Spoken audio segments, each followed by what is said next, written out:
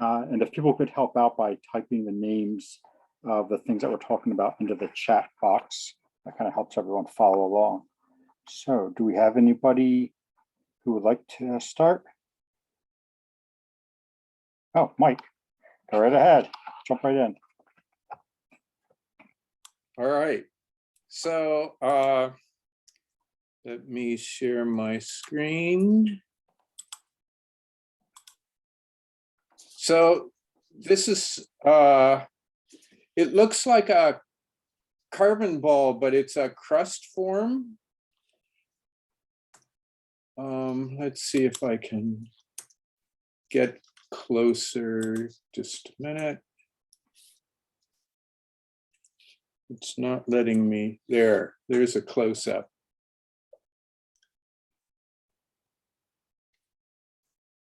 So I didn't have an idea of what this was.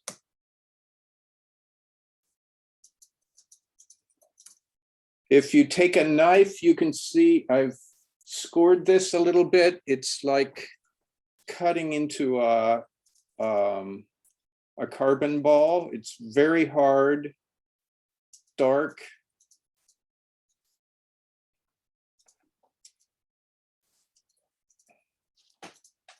Nobody's jumping on this all at once, so. Oh, look, No. I said it, but it was muted. Oh, go ahead.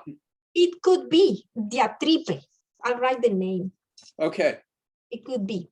Wait, let me do it. Diatripe. All right. Something like that. I may have put the white in the wrong place. Thank you, Maricela. Okay. So we can say for sure that it's an ASCO of some sort, one of those Right. ASCO Yeah. crust.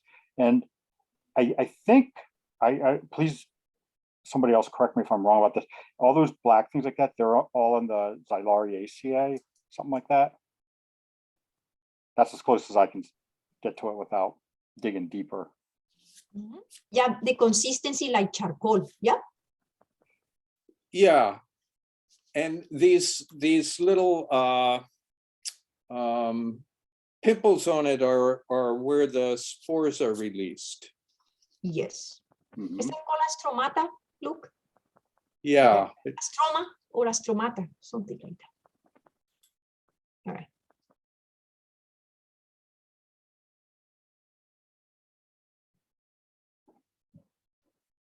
All right, cool. Do you have any more, Mike? No. That's it. Thank you. Okay, cool. Thank you for sharing. Anybody else want to get going?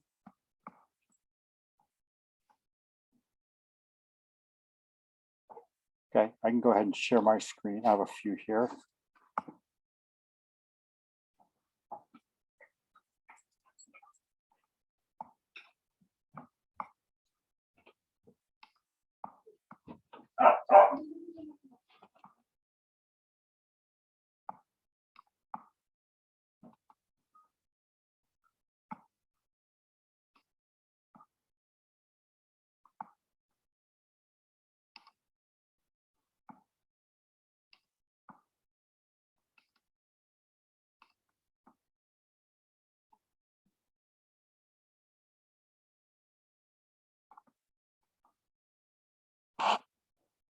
Okay, I didn't see Dave yet, right? Dave's not here.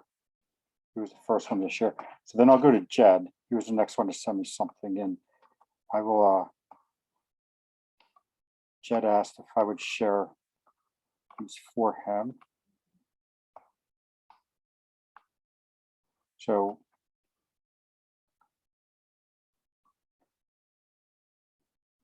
the background information that he gave on these is he found these four in the past week.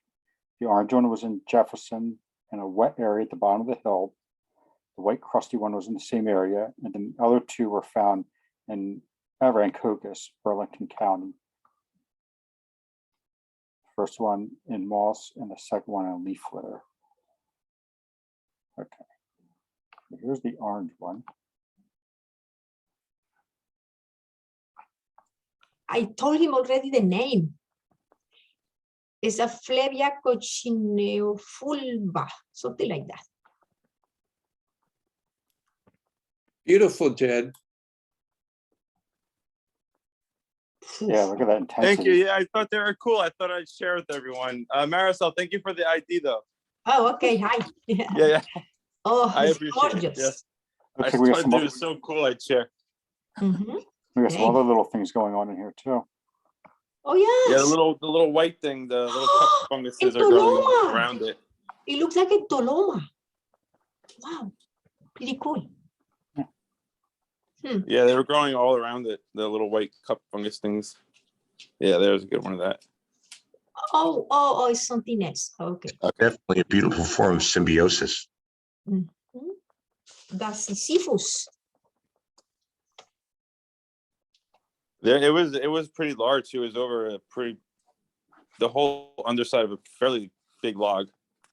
Wow. I don't think that we ever found it. Look, yeah? In New Jersey? No, No. is this not the same one that we were looking at a couple of months ago? Yes, but I don't know. You show it to us. I had one, but then I think Lauren found it too. Oh, I don't know. Okay. That's how I knew the name, because I think she found it and shared it one week, and you mentioned the name, and then I saw it within the same week here in Pennsylvania. Mhm. Oh, cool. It's interesting though, because I don't ever recall ever seeing this before, and I knew it on the books and on the iNaturalist, but not that we didn't know. I didn't know we have it here. right, again, I've never saw it before, but then this is the third time I've seen it in the past couple of months. Remember So, that? Maybe so maybe is the weather changing. You know, it's getting warmer. So who knows? Mhm. so it's the fertile area in the middle where it's dark red. I believe that's correct, like this area in here. And Oh, It the was like the edge, exact color of chicken of the woods, almost. If to give you a comparison of what it looked like in person. The and color. the edge here, the yellow edge, is that the mycelium extending out further? no, it's called margin. Margin. But that is the growing edge. That's the body, isn't it? Right. I understand that the hymenium is the fertile part, but we don't know if the margin is fertile or not. I have no idea because I never found it. But there must be mycelium hidden under too, I guess. Right. Yeah, if it's the log was completely soaked, you know, so you could I could have easily picked some off, but I left it because it looks so nice. Mhm. I gotta go there. It's still there. You have to tell me, I'll go. Yeah, I know exactly where it is. Oh, okay. I got this spot. I'm telling you, every time I go there a couple of weeks in a row, and nothing is disturbed. So I'm the only one walking around back there. Nice. I gotta go there. Okay. Yeah. We have to talk, okay? Yes. I'll show you. Thanks.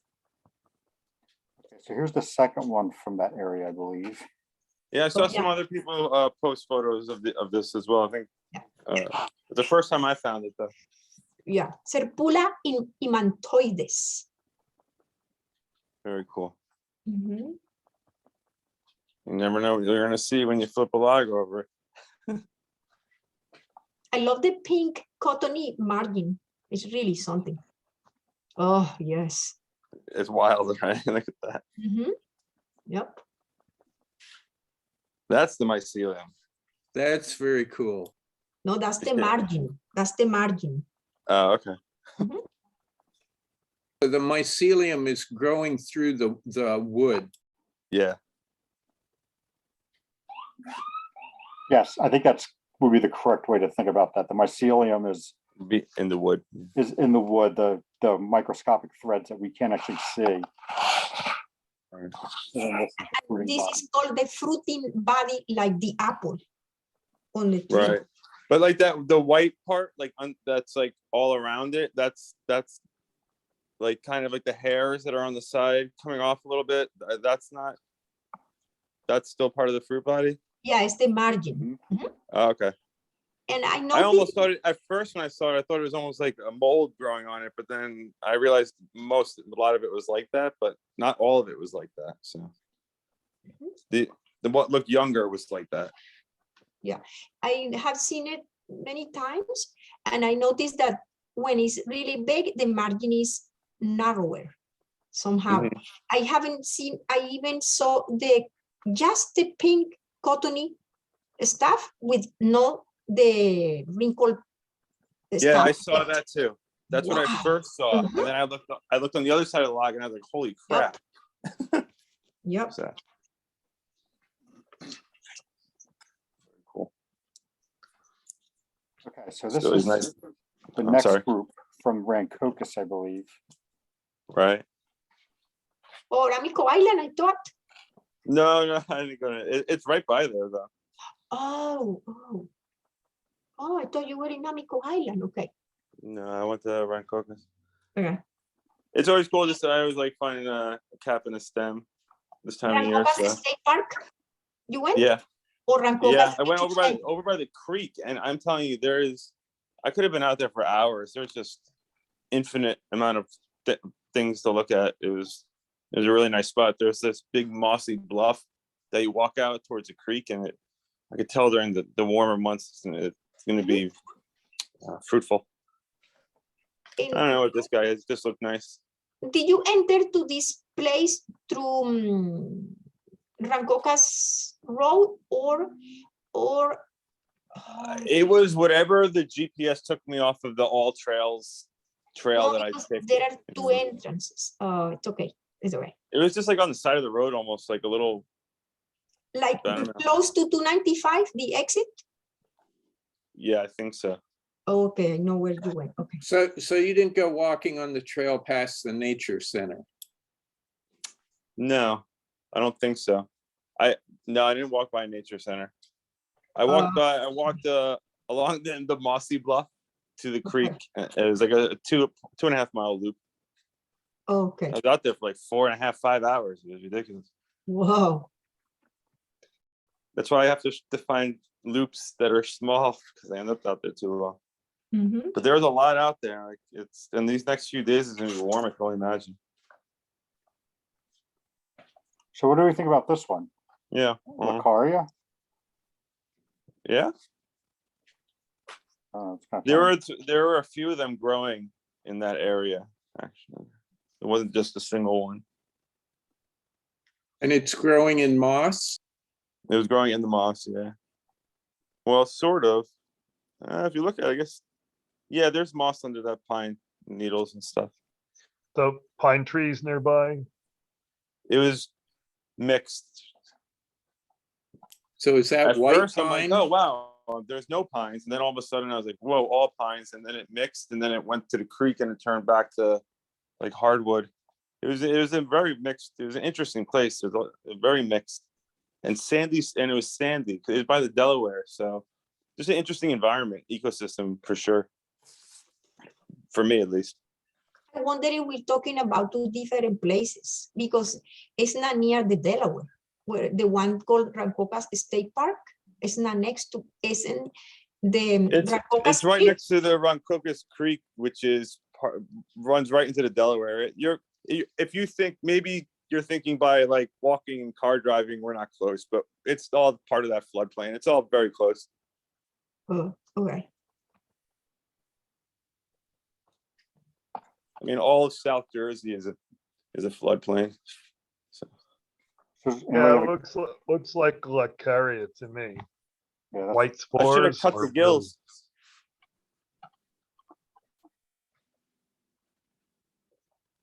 If I would have cut the gills, would I have seen No, any? you're thinking Lactarius. This is not a Okay. milk cap. It's Lactaria. Lacaria. Laccaria. Yeah. Gotcha. Yeah, they don't stain or anything. They don't bleed, they don't stain. They just have really pretty gills. Mhm. They are pretty. They are common this time of the year because I think they just persist for a long time. They Mhm. Yeah, kind of usually seem under to remind me of prime. waxy cap skills. Like they have that prominent thickness to them and the Yeah. pronounced. Yeah. Definitely. Okay, and then you have this last one. Yeah, this was just again just to see a cap and a stem. I was like, oh, cool. Caught my eye is white. Pink it is. Yeah, it was beautiful. Yeah, it was really nice color. Wow. I thought I'd just share it because it looked nice. Yeah, that's Did you get us- interesting. Are did the you get gills us- free? Did you get a spore print? No, I did not. We just found it today, Yeah, I just found it. 2 hours ago. Uh-huh. Could you show the picture with the gills again? Could that be zoomed? Looks like the gills might be free. Interesting. Look at, they have some, Oh, no, it's attached. Looks like on the right, you can see attachment. they are forked or something is going on the, Oh yeah. Maybe forked. It might just be short gills that are stuck to the long ones. or close. I mean, next to each Yeah, other. close. And sometimes they stick together Yeah. Mhm. fork. Maybe some kind of entoloma. And yeah, I because usually don't find entomomas this late though. That's interesting. Well, that's It was your the only one further there. south, though. I found some entolomas. Oh, you found some entolomas, Yes, Marcel? yes. Oh, Uh-huh. okay. Like 2 days ago. Yeah, I think that's what that might be. That's Mhm. pretty. Yeah, you could, if you have a microscope, you could definitely Ah, either love it. confirm or eliminate the possibility of entoloma from the spores. Yeah. yeah. Well, Luke, I appreciate you sharing those for me. Thank No you. problem. Very cool. He's thinking in the microscope. I need to get one. I'm gonna throw everything underneath there. Oh, wow. All right. Thanks, guys. Bye. Thank you. See y'all soon. All right, Dave. Okay, yeah, I'm here late. My computer wasn't working and I had to reboot it. So, all right, this was from a little over a week ago, but I didn't show this last week. I don't know what these are. They're growing on hemlock, rotting hemlock stumps. We have a lot of dead hemlock in Ricketts Glen State Park. So these are small. You can see that's my hand, so you can see they're pretty small. Gills are kind of tightly spaced. White spore print. The spores are amyloid. I don't think they were really strongly amyloid, but they were amyloid.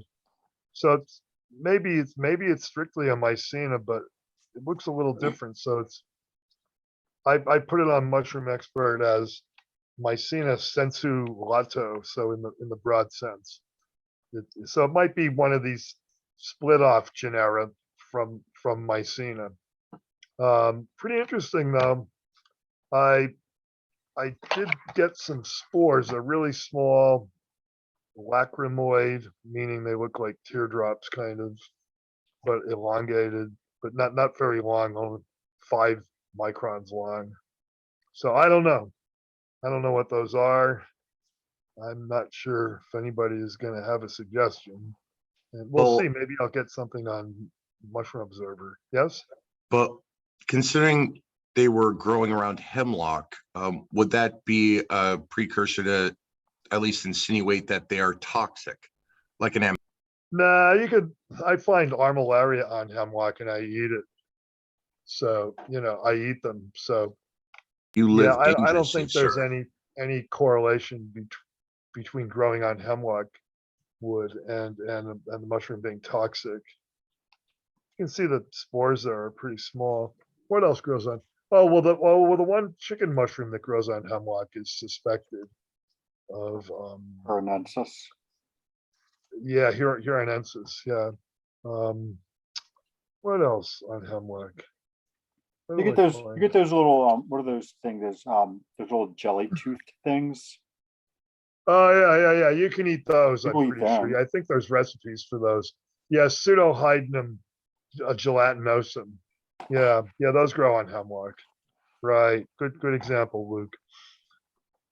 So, yeah, that's it for those. I just thought I'd show, in case somebody might have an idea. I've got another one here too, somewhere that I found, that I don't know what they are. So let's see, I forget what I put here. Yeah, another thing that I don't know what this is. It was growing. I thought it was Just another Gallerina marginata. There's a lot of those out right now. And then I wasn't real careful when I picked it. I should have been a little more careful. There's the whole thing, sort of. It's still partly wedged in the wood. And I think that little bluish or greenish is probably just some moss there on the bottom. But then I looked at it and I thought, oh, those gills don't look like Gallerina. Maybe it's Tubaria. Then I got it home and I started looking at the photos and I noticed the cap is covered with these like grainy, hairy, scaly type things. And I thought, geez, I don't know. What the heck could this be? The gill edges are what you might call crenate or fimbriate, meaning they're really, really finely scalloped. And that's probably Chyloscystidia.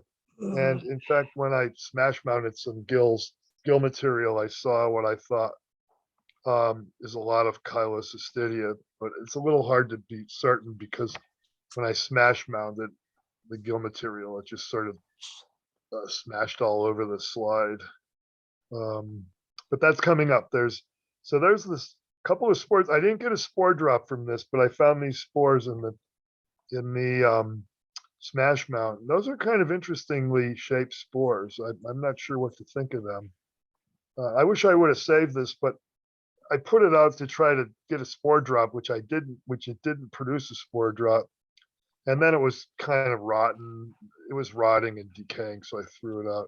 That looks like Chyloscystidia to me here on just a whole bunch of them probably on the gill edge. And that's probably why the gills have the crenate edges.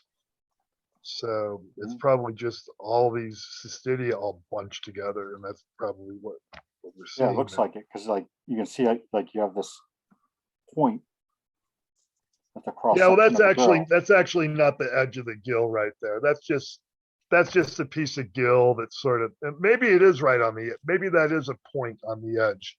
It probably is actually, but I just smashed some gill material and then I just look around for stuff, and sometimes I'm not really sure whether I'm seeing Pleurocystidia or Chyloscystidia. Now, if these are cystidia, they look more like Chyloscystidia.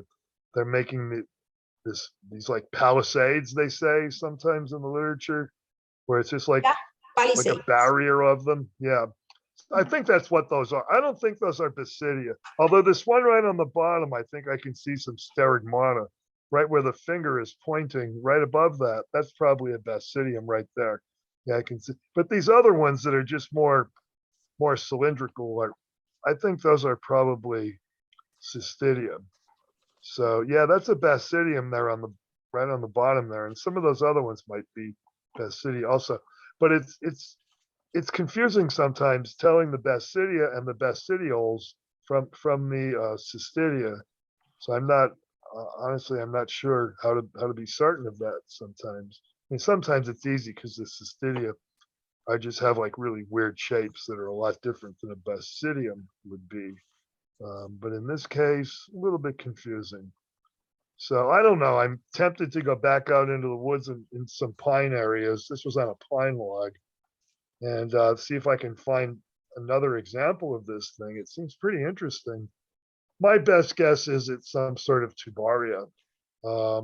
There's several sections or subgenera in genus Tubaria, and from section to section, the mushrooms have a little bit different appearance. And I think maybe this grainy cap might be indicative of a section of Tubaria. It's hard to find a lot of information on other than Tubaria furfuration and Tubaria confergosa. And I think there's another one, Tubaria himalae or something. But other than those, it's hard to find information. So anyway, if anybody has an idea, you can go on Mushroom Observer, and if you're a member, you can make a comment or propose an identity, or because I'm stuck on this one. I don't know what my chances are going to be find more. It's supposed to get really, really cold next week, so I have a few days left to find stuff before I think it's going to totally. You have a due date. I have a few days. Monday night's supposed to be in the single digits where I live. Oh boy. So yeah, I think that's going to be it after that. It finally came, huh?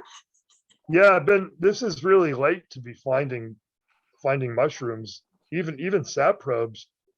Okay, so here's one. So I just got the Beset Polypore book. And of course, the first thing that I'm trying to find in there, it's not in the book. So I got this identity off of the Quebec site. It seems to match pretty well. I scraped some material off the hymenium, which, I mean, this is practically all hymenium. What you see here is just fertile surface. So this is resupinate. I suppose you might call it effuse reflex very slightly, but mainly just the resupinate fungus. That's pores, really, really small pores. There's a picture of the pores coming up. I took a photo through a loop. So that's through a jeweler's loop. And you can see the pores are kind of angled.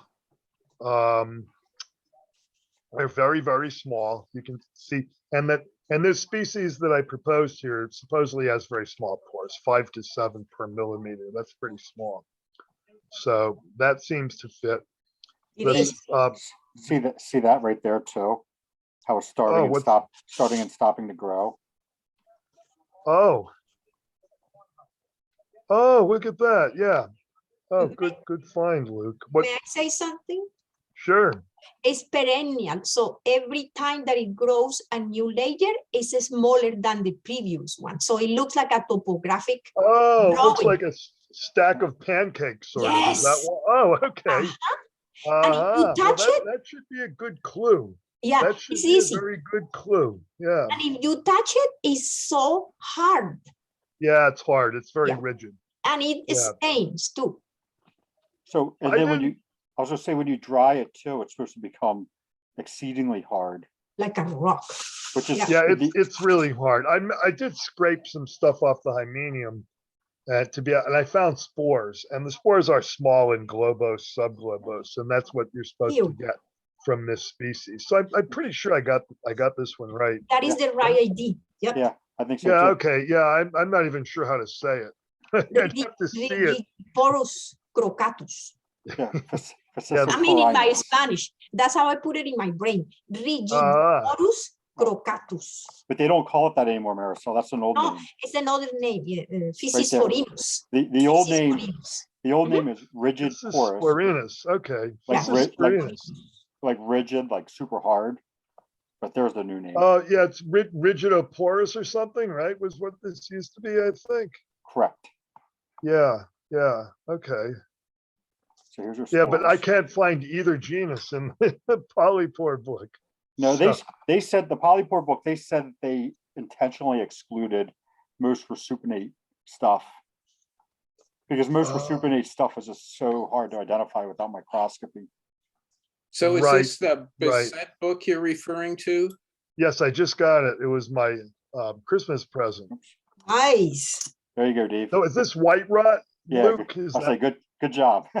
White rock. yeah. Okay, all right. So I Dave, one more remembered thing. finally to dig some out and look at the wood. What's up, Dave? Marisol? Yeah, one more thing about Physis forinus crocatus. I was lucky one day to find a very young one and an old one next to each other. You wouldn't believe that when it's young, it's white. And it looks like if Oh.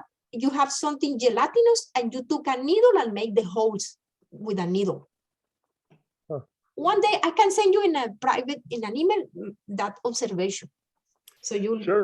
Yeah, I'd like to see that. So it's. There's another it's- Yes. species of this genus that's white. Oh yeah. I Yeah, forget and the it name of bleeds. it. I think it bleeds. Oh, okay, yeah. Yeah. Well, This one this is kind of stuff is all new to me. I've never really tried to figure this kind of stuff out, but you guys are kind of motivating me a little bit because you know some things. nice. So I get some help. Yay. Welcome to the Cross Fungal Club. The Crust Club. What was somebody else was trying to pipe in something? Actually, John Plischke taught me this one when we were in Horseshoe Bend. I found it, but I didn't know what it was. And then I learned all these things that I'm telling you, that every time it grows a little smaller and leaves these layers. Yeah, It's so rigid. Yeah. pretty, Rule that's of pretty Crust cool. Club is That's that a you that's don't a talk really about good Crust thing to Club. know. What? I'm sorry. There It was- was a little pop culture reference joke. So Oh, was somebody- I missed it. What did you say? Rule 1 of Crust Club is that you don't talk about Crust Club.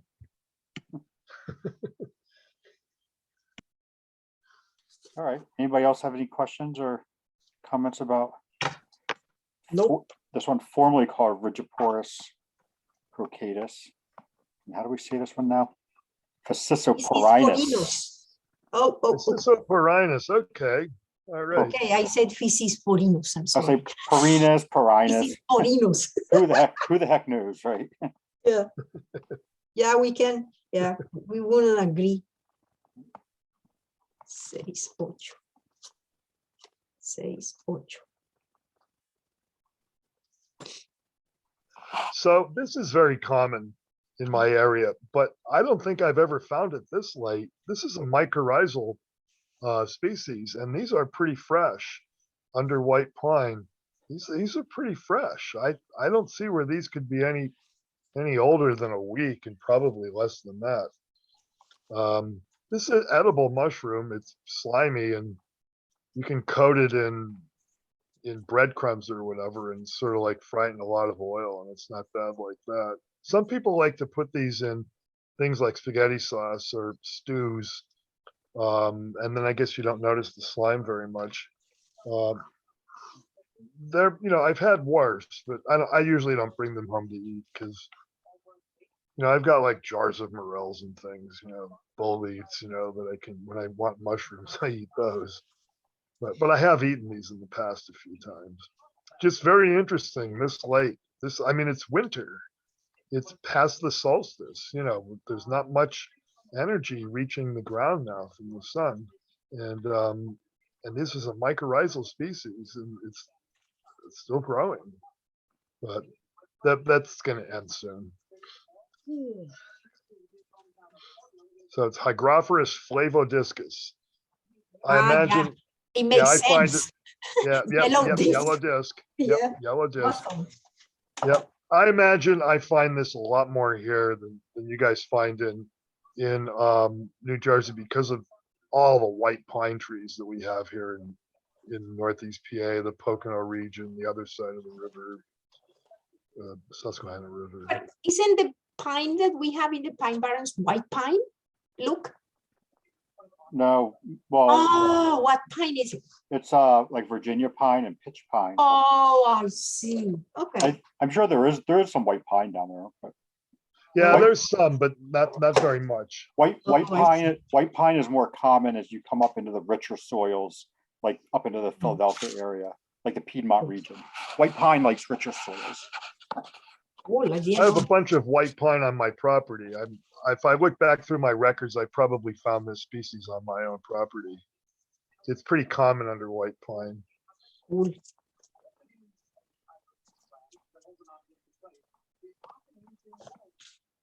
Tall Pine State Park over in, where was it? Near the, In Gloucester County. Gloucester County. That is a lot of old white pines. So if anybody wants, looking for white pines. Yeah, these Hygrophorus mushrooms I usually find under old growth white pine. There's another one, a gray one called Hygrophorus fuligineus that's also fairly common, not quite as common as Flavodiscus.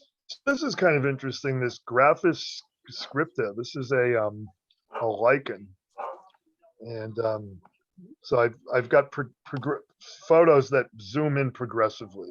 So if you go to the next one, you'll get a little closer. This is on a hemlock log. Usually this is on rocks, but this was on a hemlock log. So it looks kind of Wow. like hieroglyphics or something. Mhm.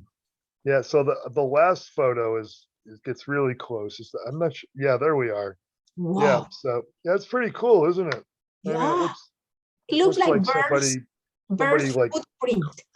yeah. Yeah. It Those looks old like somebody fossils we used to scratched dig in up as little kids. hieroglyphics. Mhm. And you say it's a lichen? That's a lichen, yeah. Yeah, it's what do you call this kind of lichen? Crustose or crustose lichen? Yeah. usually But on why? rocks, actually. This I species. find it on beach all the time up here. Oh, it's Karen says it's usually on birch trees. Okay. Beach, beach where I am. Beach. Beach, Ah. okay. I have found it on holly, on beach and on holly. Very like huge holly tree. Ah, It's not usually found on rock. oh, okay, so I was Yeah. wrong. On Yeah, I don't, bar. I just had our or wood. lichen. Yeah. My lichen family lichen expert here. Straighten me out on that. Okay. So, Yeah, and there's other all, stuff that grows on rocks, right? Like, Yeah, there but are it's not this one. Other Okay. crystals lichens grow on. Yeah, okay. Yeah, that was on hemlock. There's so much dead hemlock along the Ricketts Glen Falls Trail that a lot of stuff, I find things growing on hemlock that aren't supposed to grow on hemlock, like Sarcomyxos serratina, which is mainly a hardwood species, the thing they call late fall oyster. Found that on hemlock. So, and I still think that thing that we looked at last week is Streptorinum ocratia. And it's on hemlock, but I think that's what it is. I can't find anything else.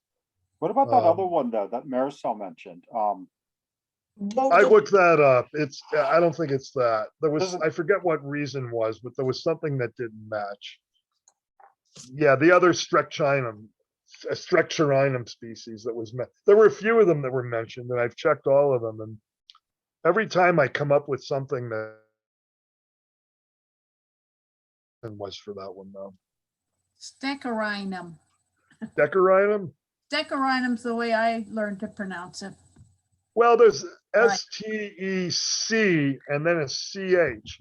So it's kind Yeah. of like Lexinum, but Steccharinum is the way that makes sense to me to say it. But who knows? All right. I think that was the last one I think there, that's right? 5. If you want to come back later, if you need more, there's Yeah. more stuff. Yeah, we can do that. So we have Marisol, and then I did see a couple other people do some stuff in their comments. So you ready, Marisol? Yeah. Okay, this one was, I am taking a vacation, but I am home. And so I go to the woods every other day. So I go to different places and I save one day to work on the micro, and then the next day I go somewhere else. So this one I went like 2 days ago to the Long Bridge Park. It's on the other side of Rancoca's Nature Center. And I was just going back to the car when I saw 3 puffballs, and one was this one, Lycoperdon mole. And I did the micro, and it was, the capilitium was so beautiful. You'll see in the micro photos. There is some texture on the ball, and it's wrinkled at the base. Yeah, the photo is pretty bad, but it was dark. I couldn't do better than that. It's wrinkled and it still has that ornamentation. That means it covers the whole thing, but eventually it loses the whole thing. Pardon. Yeah, and it has few mycelium threads at the base, and only one ostiole to deliver the spores. No, on the top. The tip. Yeah. And I was very surprised to see how long the pedicel were in the spores. You can see in this photo that it was pretty good. And the spores are ornamented and round. Those are pretty notable warts on the spores. Yeah, that's a pretty good character for these distinguishing these lycoperdon species. Some of them have a very long pedicel, very long or not pedicel at all. And I was surprised to see how irregular was the width of the capilitium, and it has septa.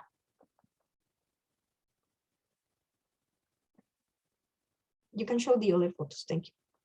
See, it's very uneven. But the one on the top was very even, but the other ones were like that. I don't know why. I never did the micro Lycoperdon mole before. It was really neat.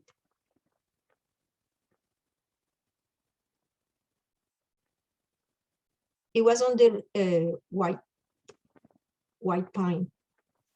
Is that a clamp connection? No, septa, simple septa. Simple septa, okay.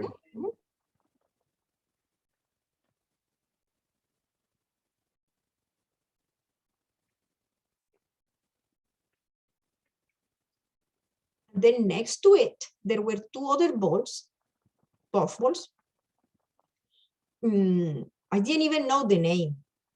And I found one that, this one right here, and I found another one that was already exposing the gleba. You'll see the last photo. This one smells so strong. I don't remember. Oh, yeah. I don't know. You know this fruit, tamarind? If anybody ever smelled that fruit, I mean, it's tropical fruit. I know it. When I was little, people make juice with it. It smells like that. Very strong smell. And I cut it. And I didn't put the photo. And you could see that it has an infertile part. The lower part that is more narrow is where is infertile, which means that there are no spores there. And eventually you'll see how it opens and it makes like a flower, like a cup. Or I can't describe that. You'll see. I did the micro too. And were the spores embedded in a network of tissue? You'll see when you'll see the photo. Or maybe I didn't get any of the capillition. I can't remember. Okay. This seems to have some ornamentation, but it lost it.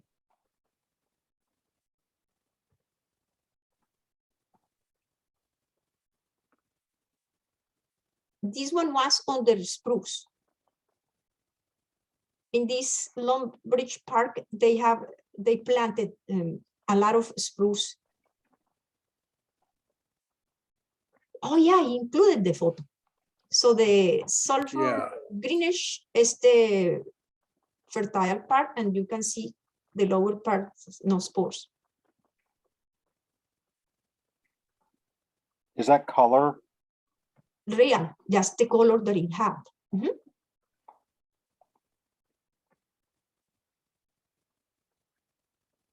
It gets like paler. You'll see in the last photo. Oh yeah, I included the photo. Okay, so the capilliton is smooth and it's more even in the width, double walls, and the spores are round. Are the spores smooth? I cannot remember. Yeah, they look, they certainly don't have warts that are as like as the big other one, as yeah. those last one. See, I Yeah. cannot remember. They might be smooth. I know that's the way to tell the one difference between Calvathias Lycoperdon Lycoperdon. pillatum and Yeah. pyriform is one of them is smooth and the other one has really small warts. Okay. It has a very tiny pedicel. You can see in some of the photos, very tiny. It doesn't look like ornamental. Right. Yeah.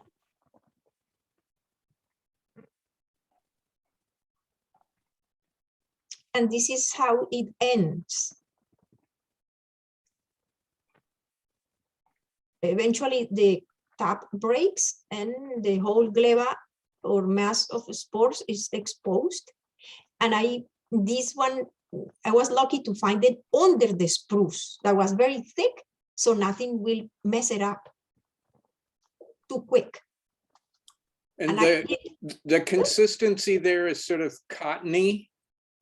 You mean in where the spores are? Yes. Yeah. Spongy, yeah. And I measured the spores on this one too, and it's exactly the same as the first photo I showed you.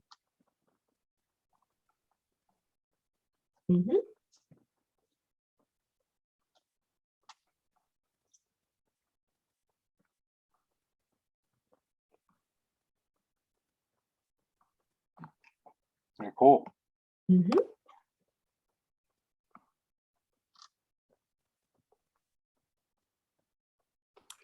So was it ripe tamarind or young tamarind?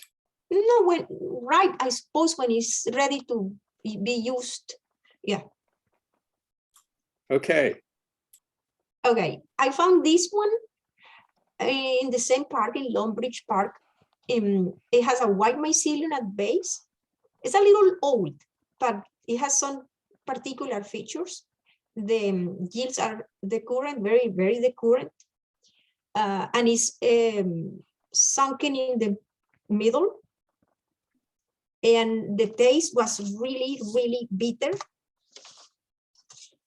And it has, I think it has interveins there, I think, yeah.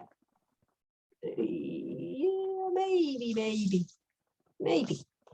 And let me see, it was on the conifer, and but not a pine tree, another kind of conifer like a fir, something like that. I couldn't tell.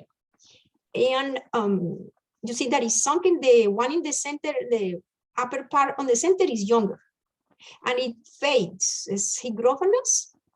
It fades. Bitter, same spot. I found this one last year on the same exactly spot, but I didn't know what it was last year either. And somebody, I put it in advanced mushroom identification, and somebody proposed the name this afternoon, so I didn't have enough time to dig in that. Singerosive. No idea. I thought it was the Grophorus, but I have no idea. Singerosive. Whatever way you Singerosive or Oh, Singerosibe. Yeah. Could you put that in the chat? I don't think those are Singerosibe. I'll write it. This looks like Cuphophyllus to me. That's what I thought they were. Yeah, I did the Cuphophyllus spores. colmaniana, maybe. What does I that did grow the under? Let me spores. see. There's Yeah, your that's a hardwood. There's your That's- intravenous gills there. Oh, Yeah. for Grosive. Yeah. You can see in this picture. I see Yeah. marked. So it could be Grophorus. Look at the spores. Oh, those are the spores. Beautiful. Wow. Mm-hmm. Nice spore shot. Yup. Hmm. What do you say? Well, they're definitely not Nothing Grosive? Cuphophyllus colmaniana. Those have different spore shape. Oh, okay. Yeah. Cupophilus. But I could dig in Cupophilus. Yeah, there's a bunch of Cuphophyllus species in the Quebec site. They give spore dimensions. Mm-hmm. The wax cap book, unfortunately, was put out before a lot of these hygroscopes were transferred to Cuphophyllus, so it makes it a little bit tricky to use. Oh. All right. Look at the white mycelium. Mm-hmm. Attached to the needles from whatever tree that was.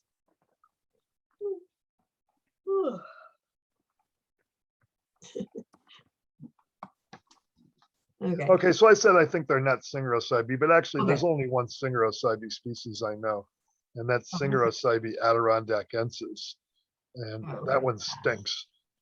And Oh no, it this one smells didn't. really, It was really bitter. bad. Yeah, but I don't know, but that's probably not true of all of them. But some Nigrophorus are bitter.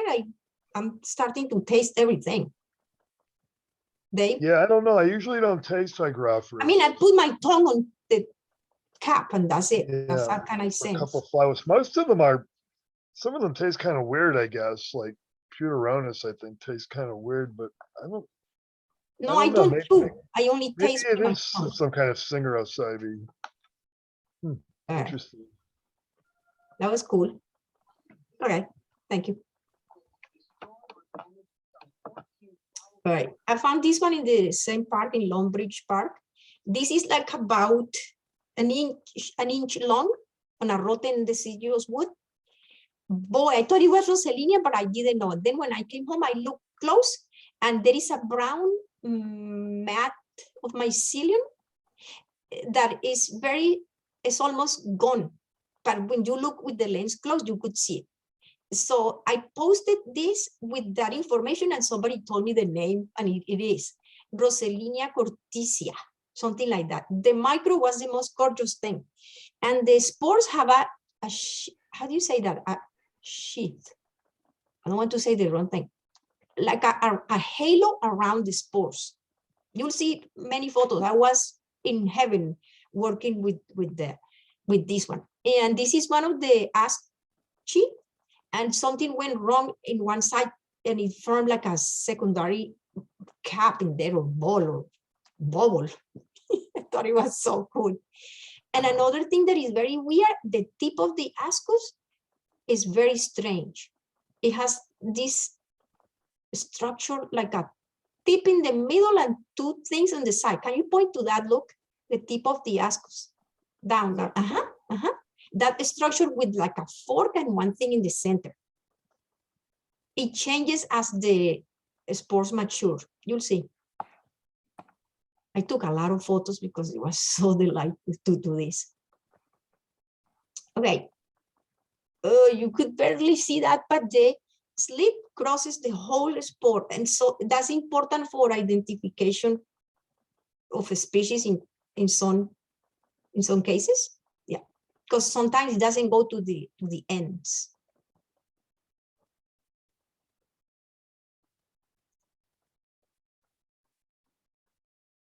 It has paraphysis with these drops of oil contents, I guess.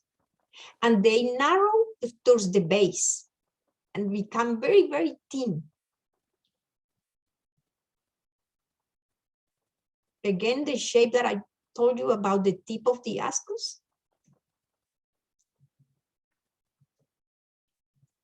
Now you can see the sheath around the spores that are mature, like getting ready to come out of the ascus. Yeah. You can see that again. Those are immature.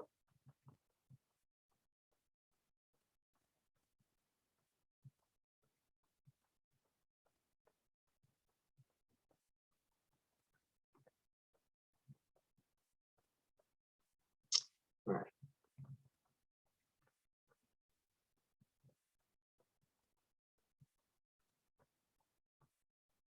It's like a halo. And yeah, it's okay. Did you want to say something else about it? Yeah, that the spores have a very thick end. Can you point? The other one is more pronounced. Yeah.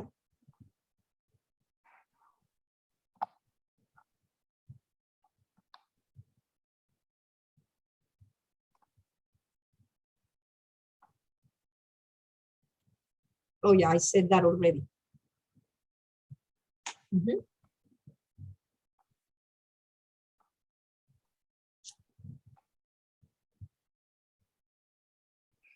When you cut one of these super tiny balls, there is like an outside layer that is almost like charcoal, really hard.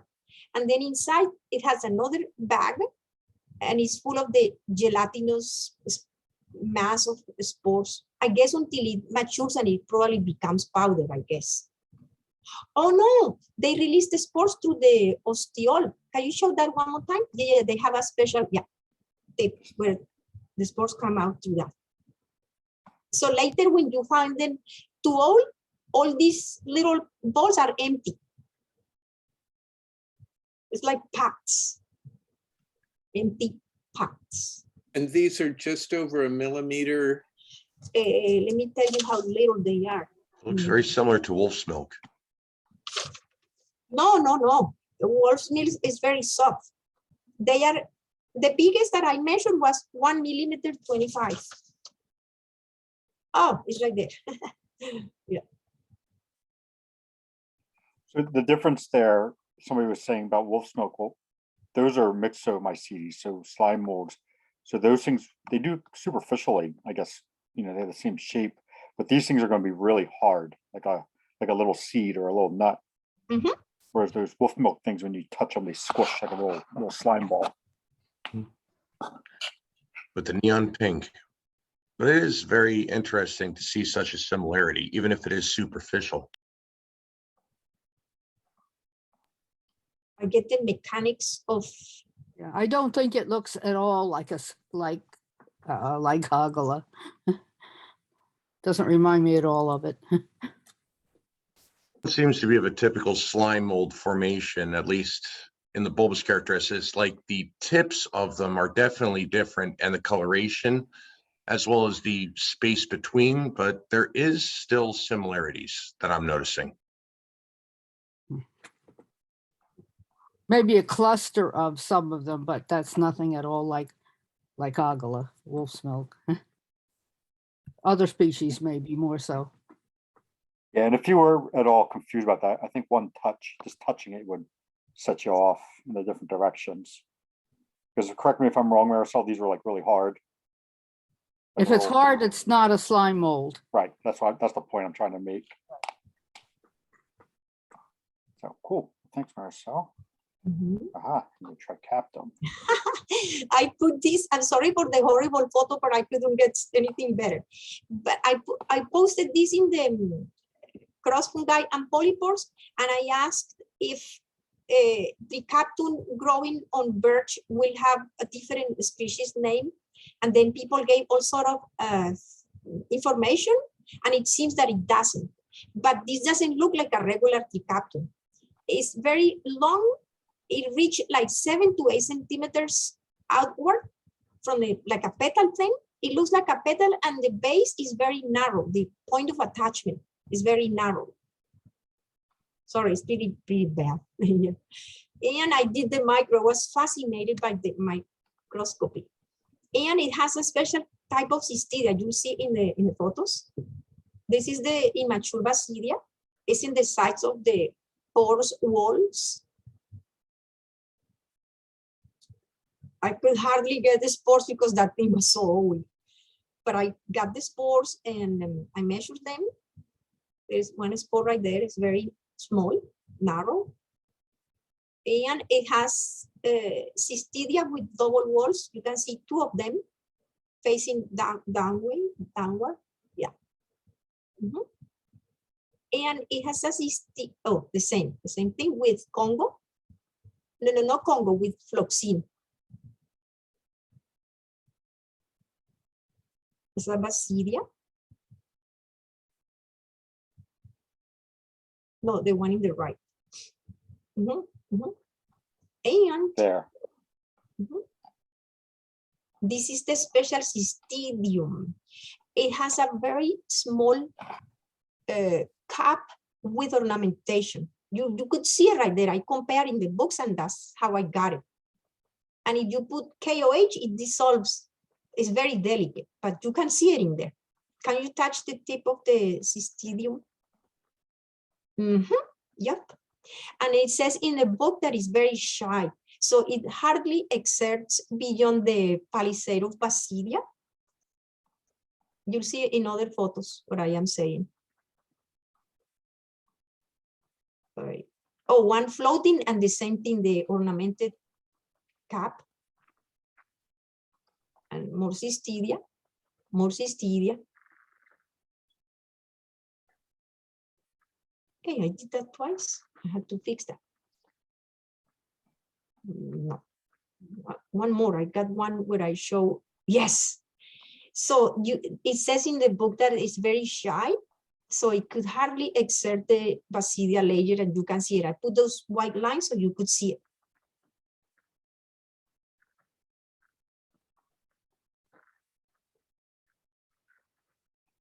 One was floating. That's the description that I found from the books. But those are my measurements. Mm-hmm.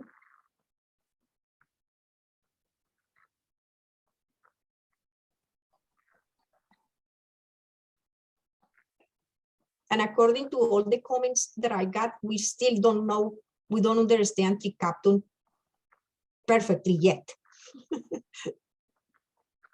Yeah, you know who seems to look at these pretty heavily is Garrett Taylor.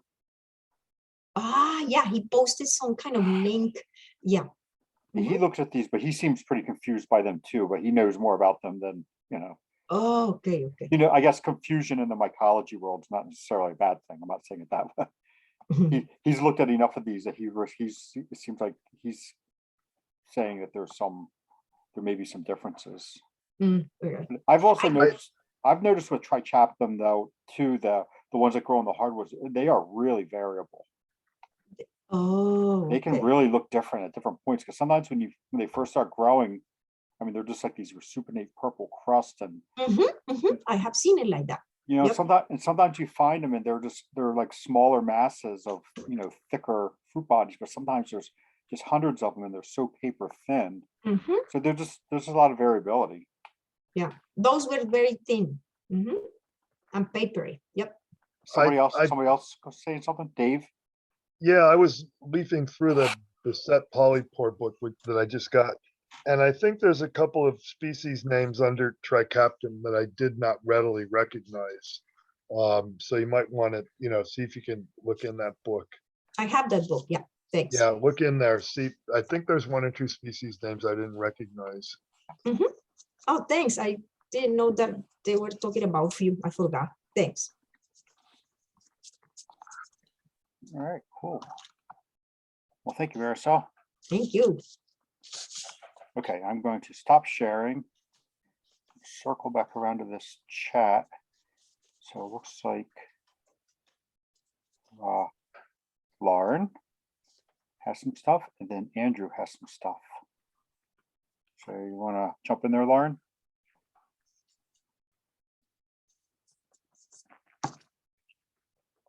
Mm. Hi, were you calling me? Yes. You're up. Nice Oh, to I didn't meet you. I didn't share anything. I don't have anything to share. Oh, you wrote your name, maybe. Oh, Oh says no, Lauren. that was when you were asking about the phlebia. I think Luke asked me if I had found that phlebia, and I said, yeah, that was me. That was in Lebanon Township of like in October. I say. All right. Sorry. We were all excited. We thought you had something to share. No, I have a big, huge Ganoderma, but that I saw in Mike's parents' yard the other day, but I didn't upload the photo, so that will have to wait. Okay. All right. Righty then. Cool. How about you, Andrew? Would you like to go?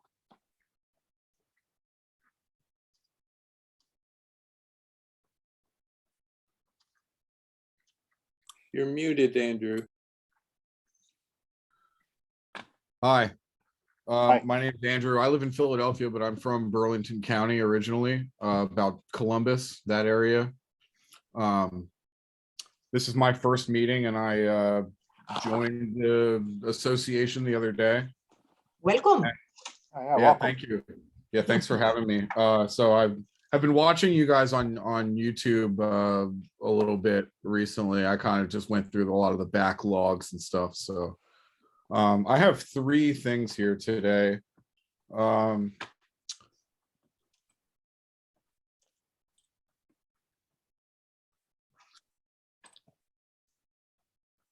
Did it work? No?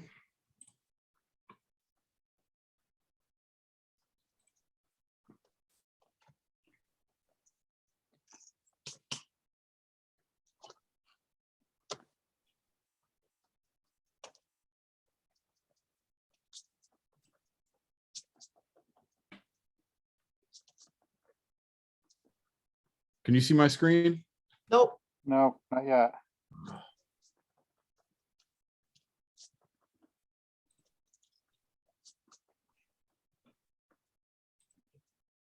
yep. How Starting. about now? All right. Yep. Wow, nice. That is a very cool background. So here is a Hypholoma capnoides. These were in Warren Grove off of Beaver Dam Road by the FAA fire tower or radio tower, excuse me. Why did you say capnoides? So the color looks definitely like pretty red, and all of the photos that I saw of capnoides said like they look more yellow. But I was told by people on both Mushroom Observer and INAT that what is the other one? Lateridium. Hypholoma lateridium has greenish gills, and I had this labeled as lateridium originally, and this has white gills. I don't see greenish gills on Lateridium. I think you're thinking of Fasciculare. I'm just going by what other people said. Yeah, Lateridium, the gills start out pretty pale, then they just get gray, and then they get dark. I mean, I can look through my photos and review that. Wait, I have a book right here. Let's look and see what. We were just discussing last week, and I think it's come up a lot about how difficult it seems to be to separate these two species. Yeah, it is. I kind of felt like the consensus last week was that none of us really had a really good handle on it. Capnoides is more likely to be on conifer. Right. Yeah, these were growing out of Pinus frigida stumps. Yeah, they look like Capnoides more than Lateridium to me. Yeah, but these were definitely more red than a lot of the photos. Like the caps were more red than a lot of the photos that I saw. That's because the photos emphasize yellow and Capnoides. Yeah. Because they don't want people to get confused between Capnoides and Lateridium, which is pretty highly likely, as Luke just said. So the field guides will tend to show really yellow ones, but sometimes they're a little bit orangey or reddish. Yeah. It made me think of like, I know that the fasciculare, the Hypholoma fasciculare is used as like a dye. And made me think of I just read this paper the other day about Amanita muscaria being the only other place that they've found betalin pigments, which are nitrogen-based pigments that are only found in the order of plants Caryophyllales.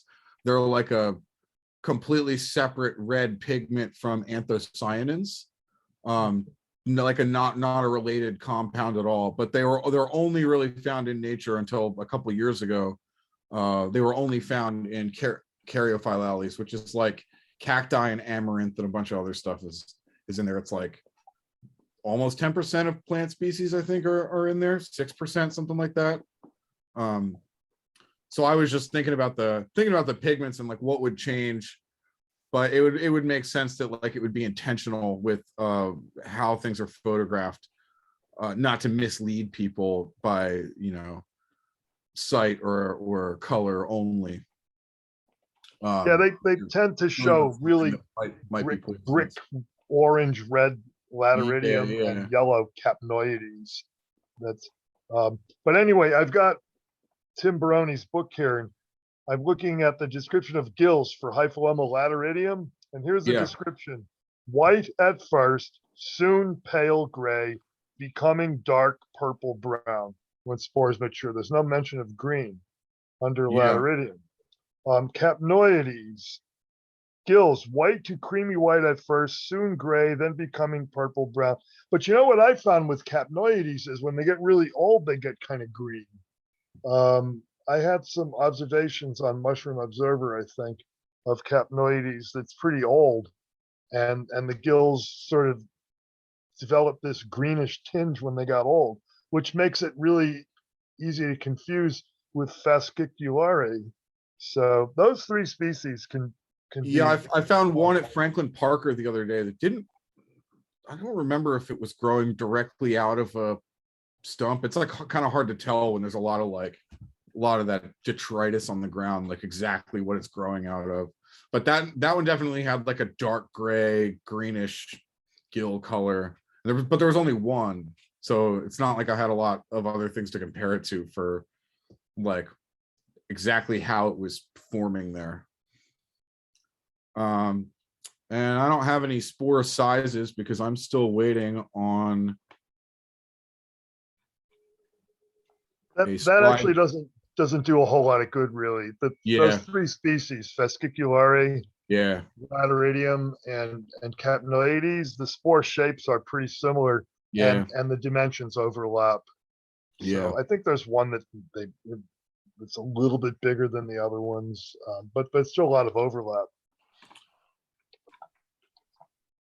All right.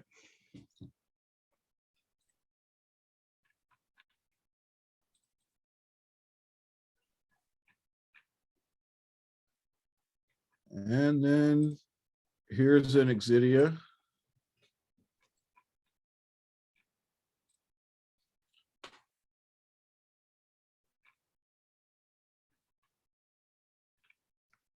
Oh, come on.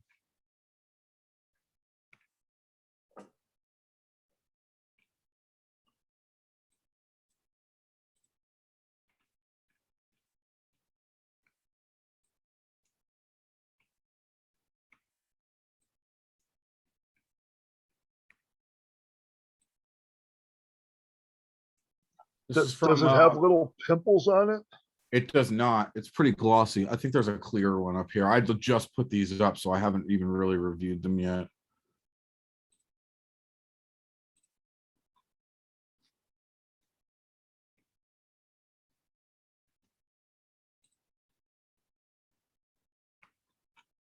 What's this thing doing?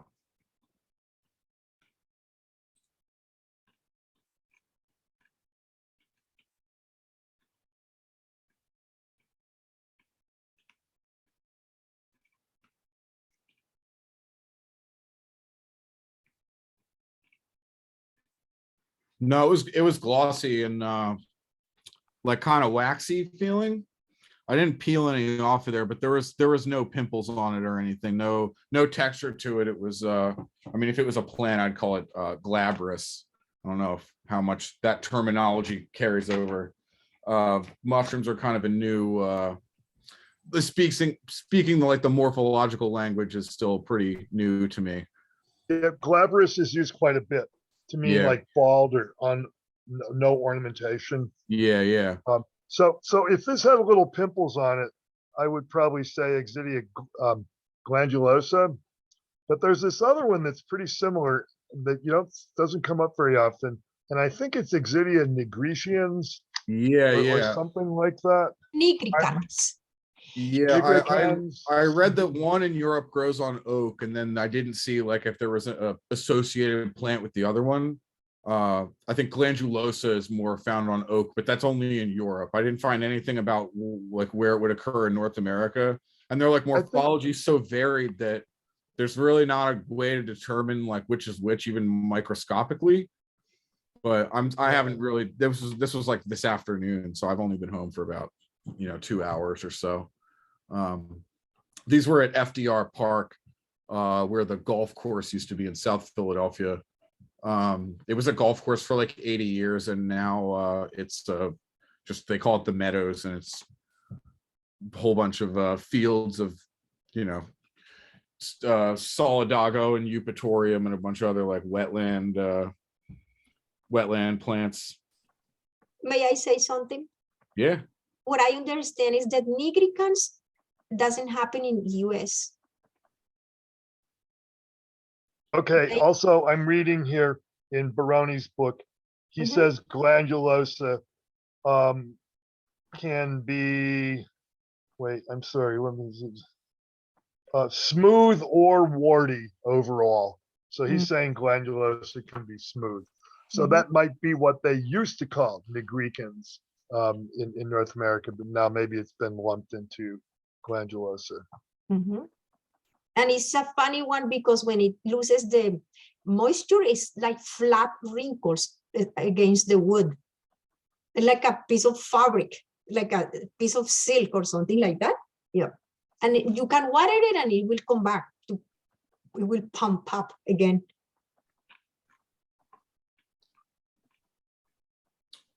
And then we have this one. I don't know what this is. This was on a dead Populus deltoides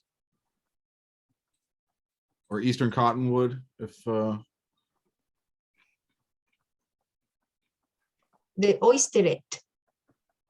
Yeah, they were real small. They were like the size of a quarter or smaller. Resupinatus,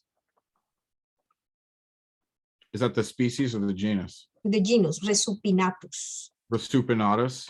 I mean, I said it in Spanish, yeah, Resupinatus. Yeah. You want me to write it? Yeah. Okay. Could be applicatus, maybe.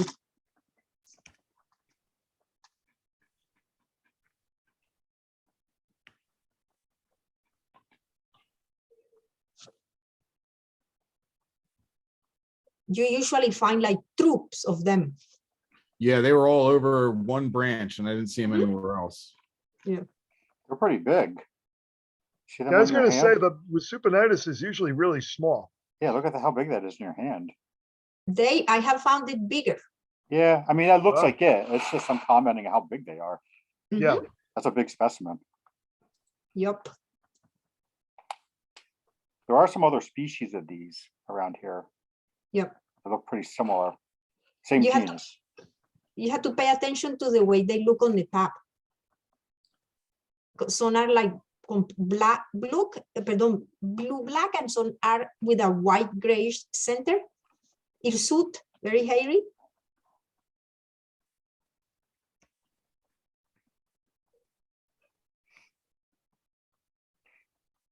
Andrew, Yeah. if you click on the thing that says show original image underneath, you can usually blow it up with a little bit better quality. Yeah. Well, not as clear as we would like. Yeah. Your No, hand's maybe the other ones. very clear though. Yeah. Wow, look at your fingers. Is that from the spores?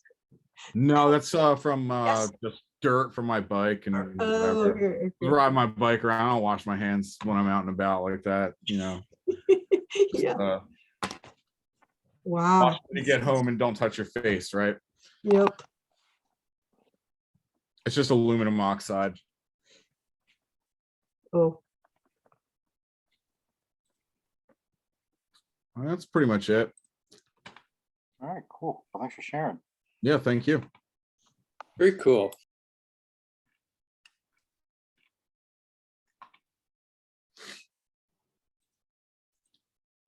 Glad you came tonight. Thanks. Yeah, thanks for having me. Yeah, welcome, man. Okay, did I see somebody else? Said they had something. Oh, Shihong. Hello, Shihong.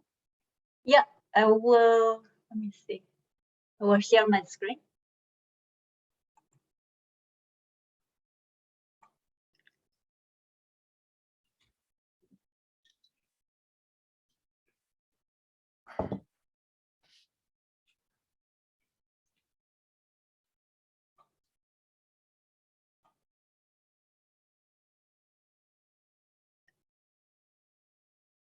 Let me know if you can see my screen. I can see it. Yep, Okay. I can see it. Let me see the first one. Okay, I recently signed up the iNaturalist. This is a share mushroom I saw by River Pathia. The cap looks white. When I turn it over, it's yellow, and with this like a nut, the pore. Let me see if I can make it bigger.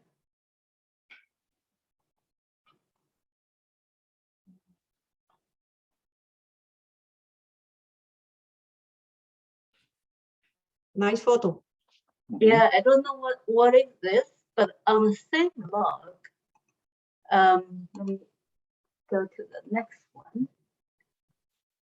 On the same log, there's similar shell and looks kind of brownish yellow, the cap.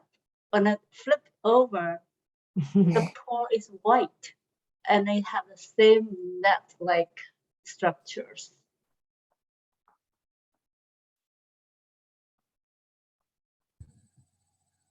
They And I seem, upload to Netflix. I suggest the new formulas. Neophavelus. Can you make this one bigger? Let me see if I can make it. Yeah.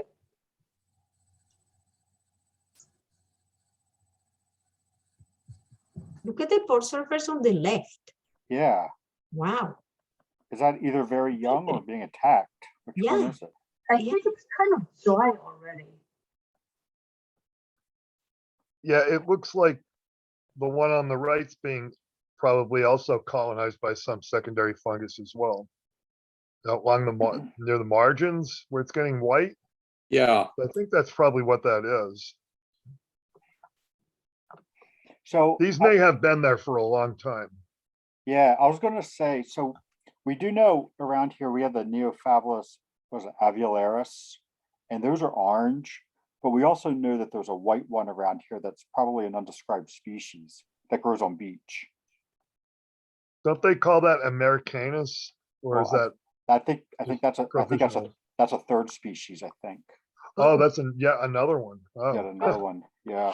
The one that is growing around here seems like it's not matching up from what I can tell. We did some sequencing of the ITS on them, and it doesn't match the Americanus. These look to be very old, so That's I'm not sure if we're seeing the natural colors. I was thinking, since she said these were on the same branch, that maybe the Mhm. other ones that she showed, the original white ones, Mhm. were the Same thing. were fresher ones. Yeah, the Yeah. first batch looked fresher and they're on the Yes, same these- branch, right? Because these things are fresh this time of the year. Because I'll collect them now, like November, December, and get spores out of them, like fresh spore drops. Yeah, see, even this one's starting to like kind of get like some of that old stuff on the bottom. So you think these are the same species, only this one's younger, the other one's older.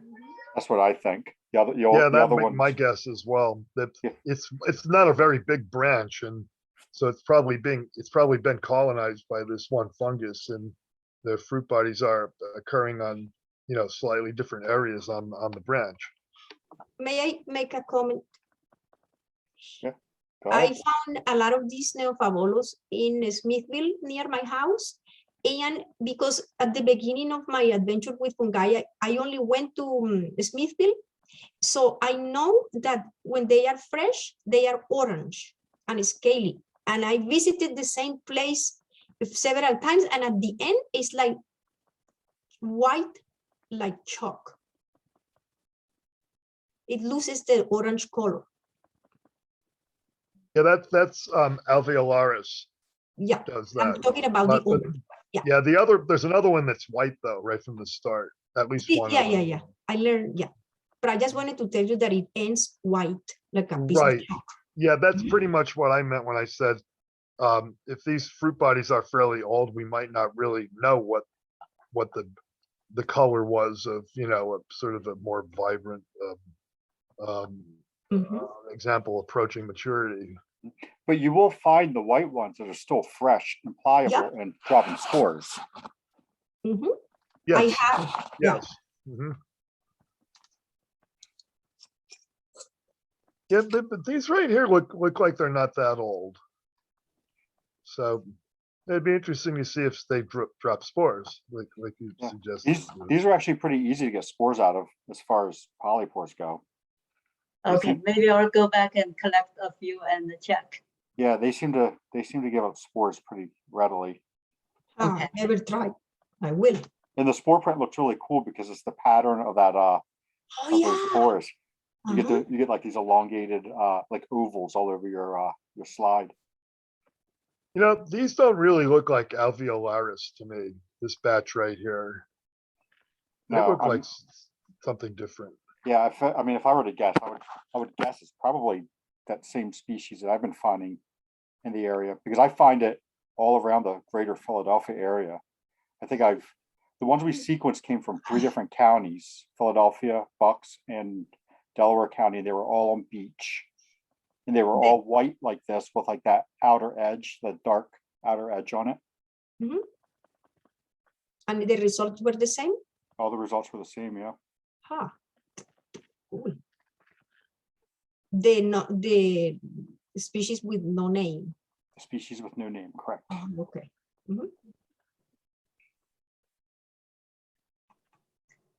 Because I was calling them Americanus too, because they seem like, you know, a perfect match if you read that paper and the spore size and everything, but in GenBank they don't match Americanus. So,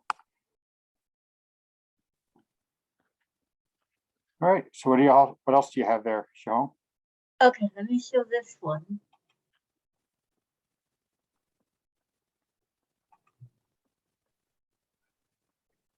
This I found at Watchtower renovation. It's rather small.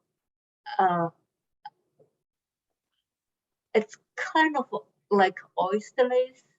I upload to a naturalist and it suggests something like a sticky orange oyster, but I don't remember I smell anything. It doesn't always stink. Sometimes it smells like nothing, but that's the correct ID. Okay. Don't they call it the mock oyster? Mock orange oyster is the Yeah. Gary Linkoff name. Oh, okay. I don't think I've It's ever usually actually, hairy. yeah, I don't think I've ever actually smelled one that I thought that stunk. Maybe a little off sometimes, but never. I have. Yeah, it can smell cabbage. really bad. Yeah. Smell really bad when it's very fresh, but they also can hang around for over a year out in the woods. So, I mean, these are not that old, but I'm just saying that, you know, it could be a couple months old even though they don't look it. I see. So when it's younger, it smells bad. Yeah, it can. And Okay. I agree with them that I go around smelling them too, and sometimes it just doesn't smell at all. My ex-husband used to call it coal gas smell. Metano. Well, he was English, you know, so that was something that was common to them. Okay, thanks.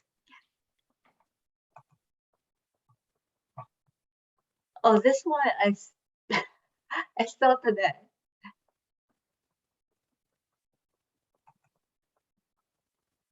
Oh. Let's see. It's like chocolate, very hard. I tried to crack it open. It's black inside, like this. Did you see the zonation? It has concentric rings inside when you cut it across. I I don't did see not it, cut though. it across. The next time, yeah, you'll see that. Okay. So it's You can see that around the edge. Yeah. like this. Yep. Can you blow it up, Sean? Let's see. Yeah, I guess you can kind of see where it was. So on the bottom. Like this. Yeah. Do all the Daldinia species have the zonate interior? I know two, and they both have it. So isn't these are called some weird name, common name, the some king's cakes or something? Oh yeah. King Actors. King Alfred's King cake. Alfred's King cakes. Alfred's cakes, right? Also an English, it's an English common name. Can you repeat that, please? King Alfred's cakes. Okay. Because I had read somewhere there's some story, I forget the exact story, but it had something to do with they were baking cakes for the king and they left it in the oven way too long, and this is what they look like when they came out. Well, not exactly. What it is. That's the story. Okay, King Alfred was going through the country and he was disguised, and he knocked on this person's door, and I don't know whether he asked for food or something, and the lady said, please watch my cakes for me because I got to do something else. So he burned the cakes, and then she was very, very upset until she found out that he was actually the king, and then that was okay. Okay. So No this is clue what, about baking. so this is what King Alfred's cakes actually look like. That's a nice story. Thank you for sharing. I wrote the name of the species that I think it is on the chat. Okay. I think I found that on Google also. Yeah. Oh, okay. Yeah. I think that's all I want to share for today. I will stop here. All right, cool. Well, thank you.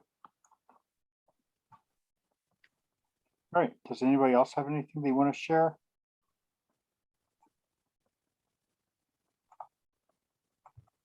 No, I could circle back around to the other stuff that Dave has. You guys would like to see that. Maricel, where would I get more information about the diatribe? Are you in Facebook by any chance? Yeah. There is a group called Ascomycetes of North America. But you will have to do some, are you doing micro? No. You have to show other features. Sometimes you have to cut the black cross because it stains the wood. But there are few that are like that, and you will have to show the spores. Okay.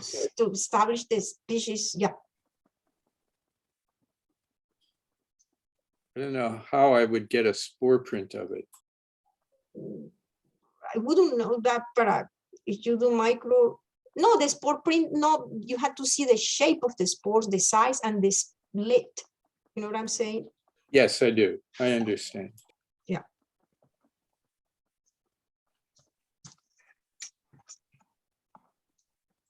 All right, Thank Dave. you.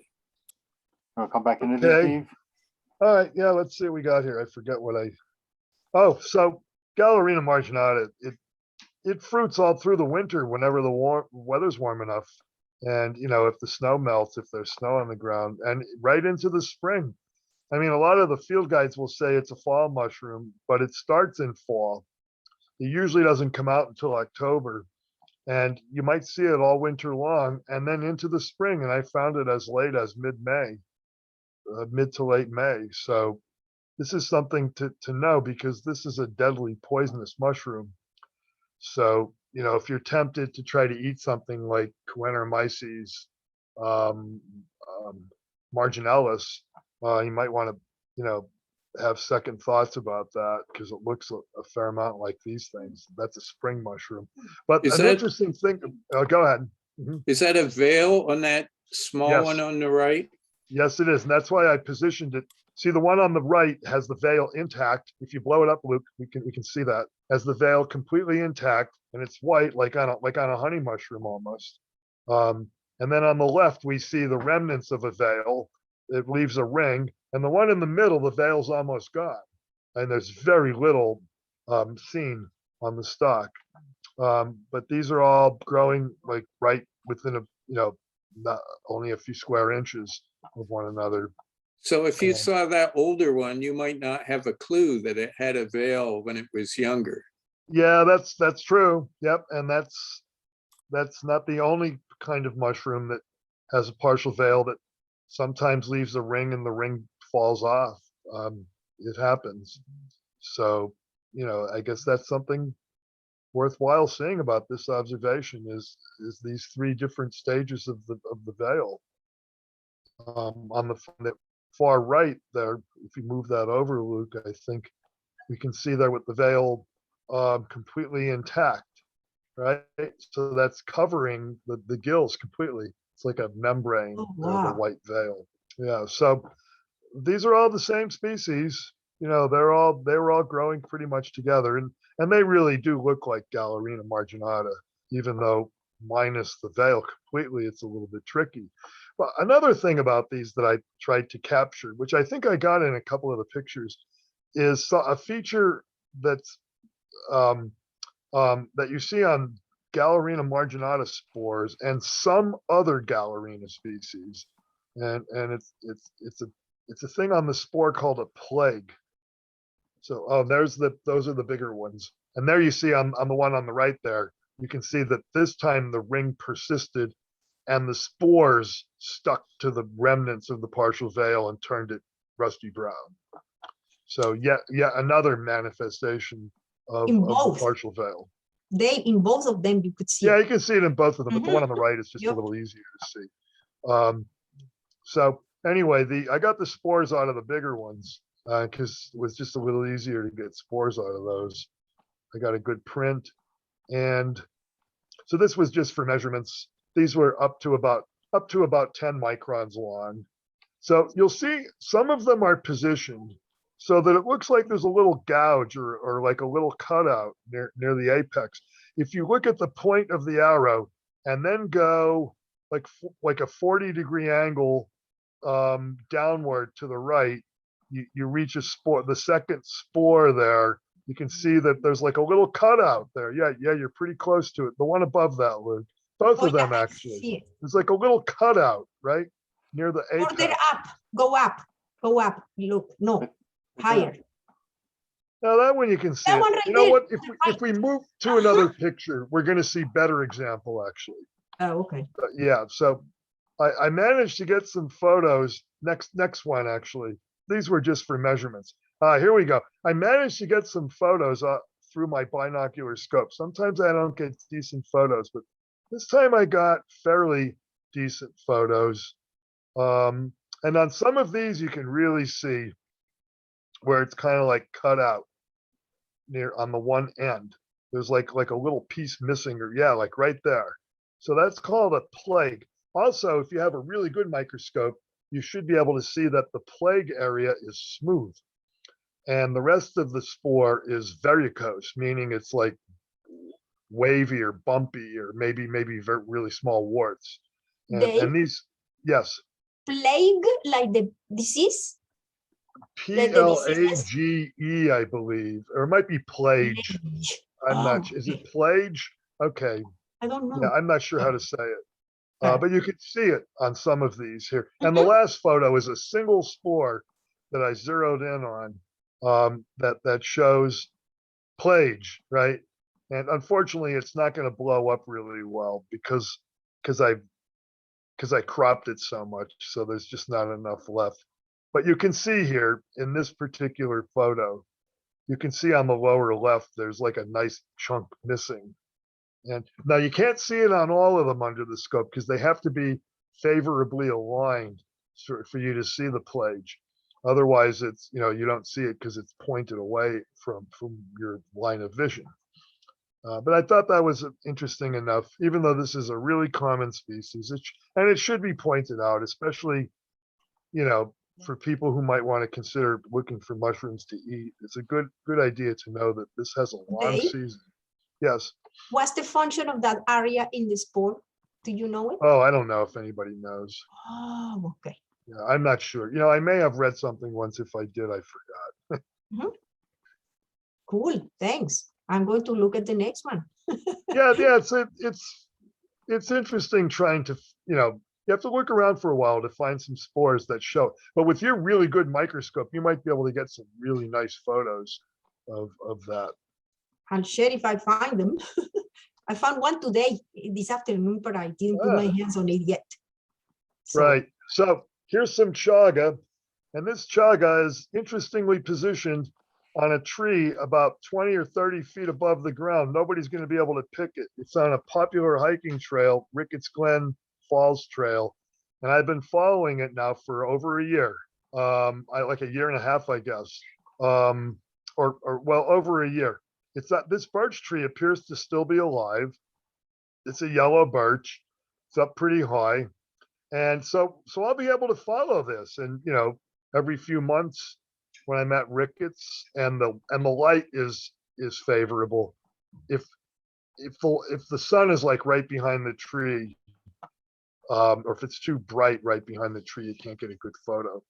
But there it is. It's a chaga up about 25 feet up a birch tree. So if you go to Mushroom Observer and find this observation, I've got it linked to other photos of the same exact fruit body. Well, it's not a fruit body really. It's sort of sclerotium, I guess, is what a chaga is. The symptoms. What's that? The symptoms. It's the symptom. Yes, it's the symptom of a disease, really, Yeah. that the tree is fighting. Anyway, there's other photos of this at other times during the last a little over a year, I guess. And it'll be interesting to see how this birch tree fares, whether it's going to stay alive, and this is going to go. The chaga thing goes away, but nobody's going to be able to pick it because it's up too high. And you know, I don't think anybody's going to try to bring a ladder or anything in because You don't know. Well, this park is patrolled. You know, you're not supposed to do stuff like that. Okay. So, yes. May I say something? Sure. I think that this particular polypore only fruits when the tree dies, but it keeps No, showing this. Oh, the polypore itself. Yes. Oh, I It keeps see. showing the canker thing grows and grows, but only when the tree dies, then it will fruit. Oh, okay. Well, that's interesting. You know what? I read didn't that know that. somewhere. Yeah. Okay. You know, maybe I'll try to do a little research and find out about that. Well, one way or the other, it'll be interesting to see what happens with this tree as time goes on. Now, the Falls Trail is now closed for the winter because it gets icy and it's dangerous. But I live only like 15-minute ride. There's not even any traffic lights in between my house and this place. So I go there a lot. And this is only about 5 minutes up the trail. So next time I'm there in the spring, I'll probably take another picture and see what it looks like. And so we can see it again then. You know, this can be on a tree for many, many years, like 15 or 20 years. Oh, I didn't know that. That's what I'm kind of interested in. Yeah, there's one out at the Vic that's very close to the building that even when the kid 10 years ago tried to cut it out of the tree on both sides, the thing has recovered somewhat and the tree is still alive. Okay. Yeah, it could be that the fruiting bodies occur because there's the chemical changes that happen when the tree finally is deceased. Like, is it really feeding off the tree, or is it feeding off of some change in the tree from it being sick? Like some substance. This is a very interesting described question. to me as the fungus was distorting the bark into this black thing.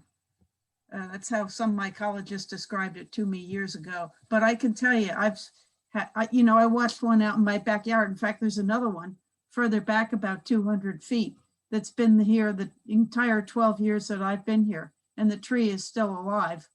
And the thing has also been cut off twice and recovered slowly, but it's still on there. And the tree's still alive. So it takes a long time for it to work on the tree. Very interesting. I've seen birch trees with like big knot holes in them that when I look at the big knot hole, it looks like my guess would be that there used to be a chaga on the spot. And it either, got knocked off by somebody or it just failed to develop into anything else. So you might check the photos on mushroomexpert.com. He has some before the sexual stage has formed. Oh, okay. I'll look. I've got it bookmarked. I'll look. Thank you. You mean when you say he has some before the sexual stage is formed, he has photographs of the actual fruiting body? So the sclerotium is sort of this black, crusty material reminiscent of charcoal thrusting itself through the tree bark. Right. So he's got some photos of it before it's formed a nice fruiting body like this. Okay. So I guess what they're saying is this is not a fruiting body. The actual fruiting body of this is a racupinate polypore that grows underneath the bark. Right. And I have actually a picture of that, one from my backyard, but what I don't know is what Dave said, is whether those pores formed as the tree was dying because it was already dead when the bark started to slough off and I could see the pores. Right. But Yeah. I do have a picture of it because the chaga part was still very much alive, even though the tree was not. Probably one of the few people that's ever actually seen them. They seem very elusive. Yeah, right. There's a lot of mycologists who have never seen the pores of this because of the way it's sort of hidden under the bark. Yeah, there's very few good photos available of the actual inner notice obliquus fruit body.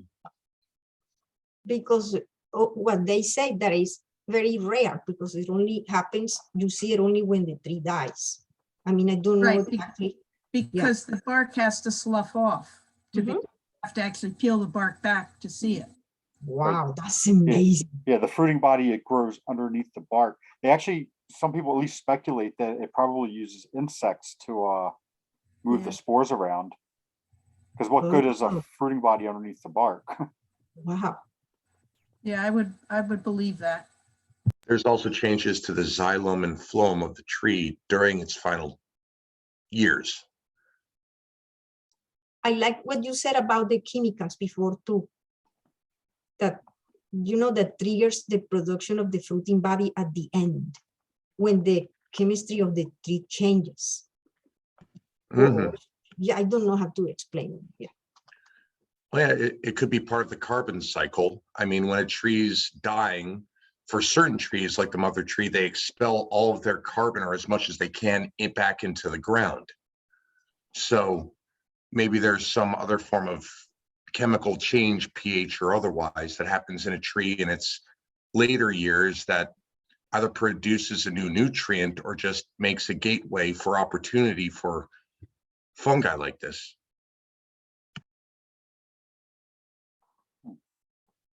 Incredible, amazing.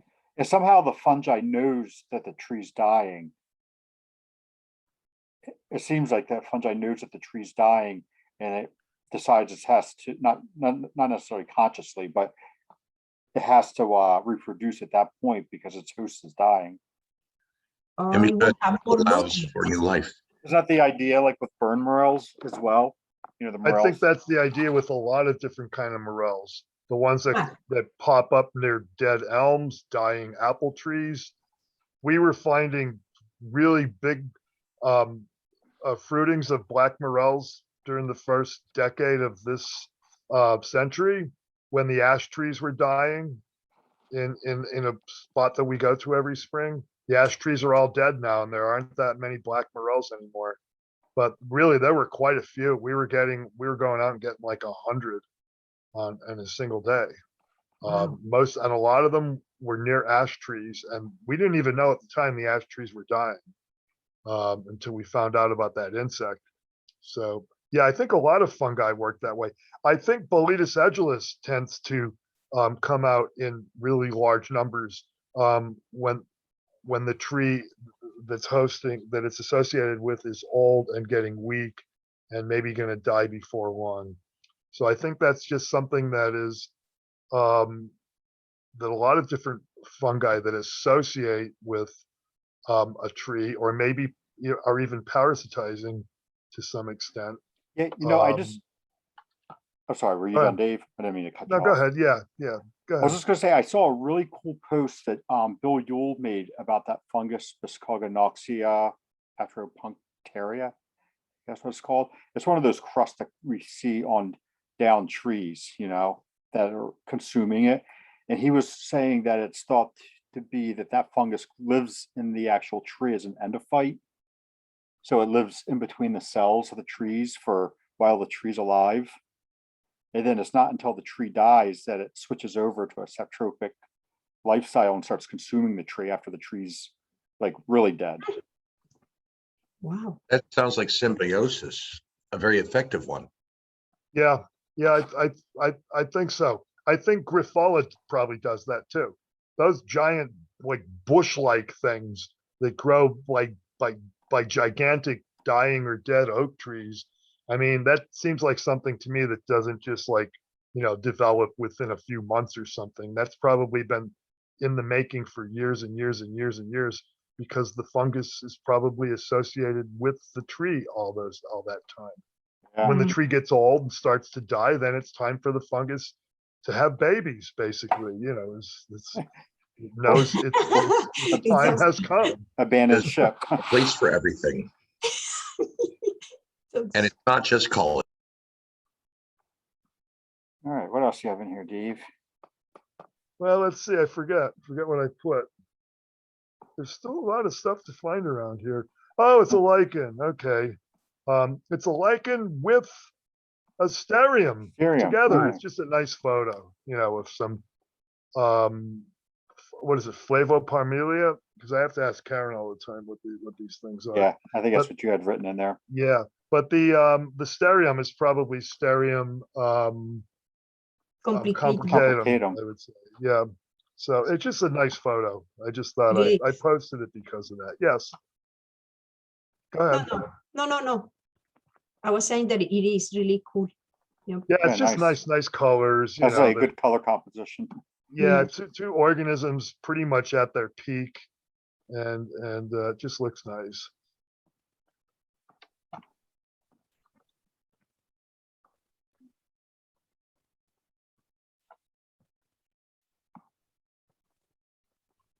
Okay, so one of the things I noticed in the Beset polyploid book is there's more than one Daedaleopsis species. And so I sort of regret I didn't bring any of these home, but they're pretty old though. I'm not sure I'd be able to make sense out of these, even if I brought them home to study. And I'm not sure what kind of tree this is. It looks kind of like a beech. So bark looks kind of smooth.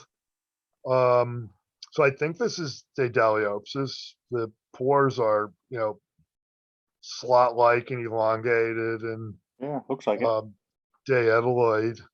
So it's not oak. It's not on oak, so it's not that Daedalia thing. Quercina. Quercesis or whatever. Quercina. Yeah. Quercina, yeah. Yeah. So anyway, so there's more than one Daedaleopsis. So now that's, that means I have to bring some of those home now. Yeah, but I and know look at three. them. I know three, and there are two that you can differentiate very easily. So this one will be Confragosa, and the other one is called Septentrionalis, which has the pores like Trametes betulina. Elongated. Yeah, that's what I got out of the Septentrionalis. Beset book. Is the other one, Yeah. the pores are really like gills. Yes, and it's very thin. Septentrionalis is very thin. Confragosa is thicker and it could be so big. Okay.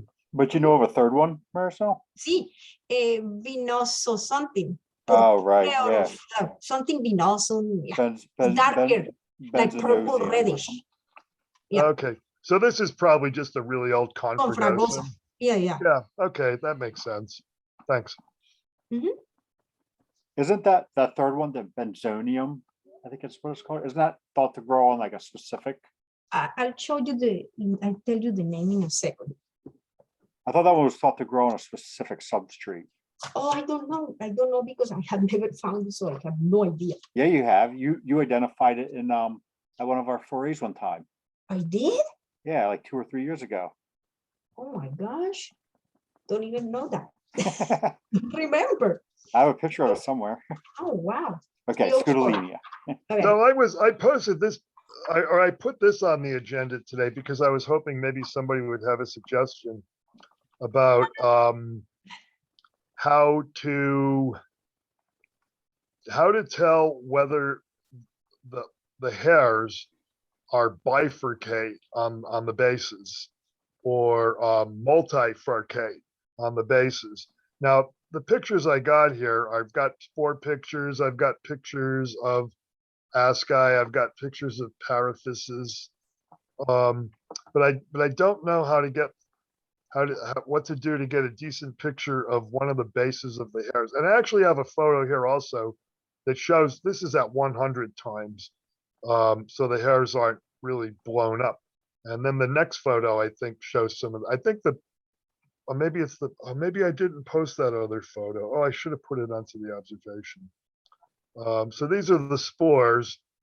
I thought these spores were kind of smooth, but they looked a little wrinkly. But I'm not sure if if what I'm seeing are contents or ornamentation on the surface. You So see these it through. Scutellaria species are really, really tricky. And my scope, I'm gonna eventually, before long, I'm gonna get a better scope. And Marisol, I need to talk to you about your scope. Yeah. I'll tell you. You get They- some really good stuff out with that scope. Dave, Yes, may I say something? Two things. sure. So the order is Daedalopsis confragosa variety tricolor. Ah, It's different. The color is really different. It's kind of reddish. okay. And I wanted to tell you something about Scutellinia. So we used to call Scutellinia scutellata to all the eyelashes that we All found. of them, yeah, right, yeah. No, I'll tell you, I did microscopy during 2021 so many times about many Scutellinias that we found in many parks. None Yeah. of them were Scutellinia scutellata. None. So we only called them Scutellinia. But Yeah, doing well, that, I usually don't get past genus names, Scutellinia. In fact, I picked some in this is from Ricketts Glen.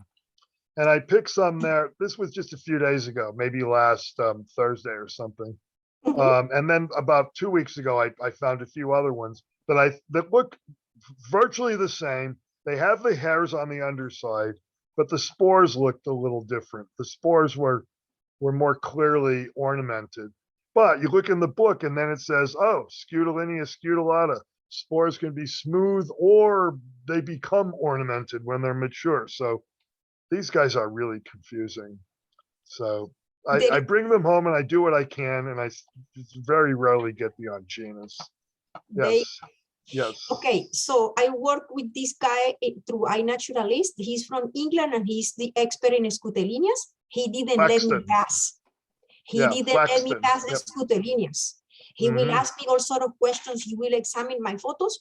And in Scutellinia, it's very important the rooting system of the setae and also the ornamentation. So you have to use blue, this blue, I forgot the name, this blue. Oh, cotton blue. Yeah, cotton blue, because it shows the ornamentation. Yeah, well, I think that's what I mounted those spores in. That they're mounted in diluted cotton blue. Okay. Yeah, I dilute my cotton blue. Cotton blue is really thick.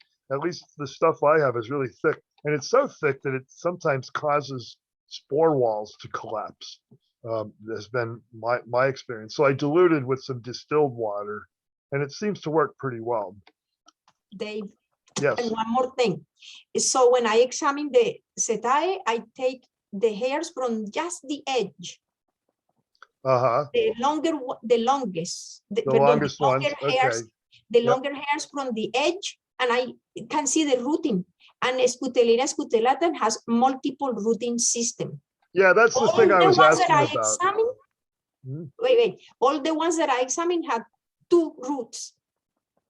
Only one had multiple roots, but it wasn't Scutellinia scutellata. I tried so hard and I couldn't do it. How do you find these roots? That's what I don't know how to pull the hair from the edge and then you just smash it. You pull it out. You use like tweezers to pull it out? Yeah. I work with tweezers. Yeah. And it doesn't break off. You get the root. Yeah, I get the roots. And I get a bunch. With the tweezers, I get like 3 or 4. And you can see the baby ones. Do you mount that in something to scope it? Or do you use like a dissecting scope or something? Or in the dissecting scope, I take the sample from the fungus and then I put it on the slide and then I smash it. Oh, you just smash it and put it under a regular scope. Yeah. Oh, okay. Yeah. Well, that sounds easy enough. All right, I'll remember that. What were you trying to do? I don't know. I was just like hacking a piece off and smashing it in I work with tweezers. That's the best tool. Very pointy, very fine point. Yeah. So I really have to try to get one of these hairs pulled out with the root, and then I can have a better idea. You can see what to try to see. Okay, sounds good. Thanks, Marisol. Yes.